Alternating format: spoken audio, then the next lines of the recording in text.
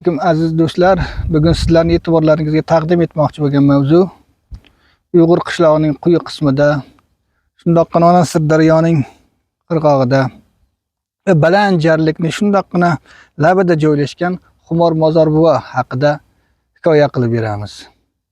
Va bugungi ko'rsatuvimiz shu haqida, Xumor Mozor buva haqida bo'ladi. Ushbu ziyoratgohni ko'pchilik biladi, ko'pchilik bilmaydi. Xumor Mozor buvada eng diqqatga sazovor joyi bu mana bu ko'rib turgan ikkita tosh hisoblanadi. Bu toshlarga qadimiy arab usulida bitiklar bitilgan bo'lib, bu toshlarni bu yerga qayerdan kelib qolgan, qachon kelgan, kim olib kelgan, kim tomonidan kelgan, shu savollar bilan men qishlog'imizda diniy ulamolar va yoshi katta insonlar bilan suhbatlashdim. Afsuski, bu toshning tarixi to'g'risida hech qanday ma'lumot yo'q. Qayerdan kelib qolganligi, qachon kelganligi haqida, bu toshga yozilgan so'zlar, jumlalar esa arab tilining murakkab usulda yozilganligi bois ulamolarimiz ham o'qishga qiynalishdi. Ushbu qadimiy bitik toshlar, yuqorida aytdim, diniy ulamolarimiz ham o'qishga biroz qiynalishdi deb. Sababi, ko'rib turibsizlar, birinchi toshdagi yozuv ancha yorqinroq namoyon qilingan, lekin bu butun emas. Ikkinchi toshimiz ham butun emas, lekin yaxlit bir toshni ikkita bo'lagi. Bu toshlardagi yozilgan yozuvni telefonga olib, sun'iy intellekt yordamida o'qishga harakat qilib ko'rdik. Mana bu ko'rib turgan birinchi toshdagi yozuvni taxminan bo'lsa ham o'qishga harakat qilishdi.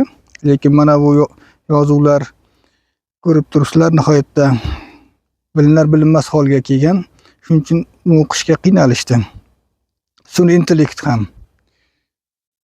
Hozir bu sun'iy intellektda mana bu toshga nima deb yozilganligi haqida yozuvlarni men ekranni pastidan joylashtirib qo'yaman.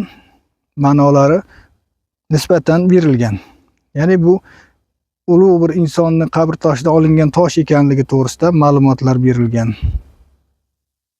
Shunday qilib, aziz do'stlar, ushbu toshlar haqida, uning tarixi haqida hech qanday ma'lumot ola olmadik. Agar hozir bizni kimdir ko'rsa, qishloqdoshlarimiz yoki bo'lmasam bu tosh haqida ma'lumotga ega insonlar ko'rib turgan bo'lishsa, iltimos bizga aloqaga chiqsin, yozishsin. Biz ularning ma'lumotlarini olib ommaga ulashamiz, ommaga taqdim etamiz. Sababi, bu toshlar qadimiy toshlar, bu yerga qanday kelib qolgan? Sababi, atrofda yaqin 500-600 metr uzoqlikda hech qanday bir qabr yoki mozor yo'q. Buni atrofida ham hech qanday bironta inson dafn etilgan mozor yo'q. Shu sababli ham bu toshlar aynan shu yerga qaydan kelib qolgan? Bu qachondan beri bu yerda turibdi? Buni mana shu ma'lumotlar menimcha hammamizga ham qiziq.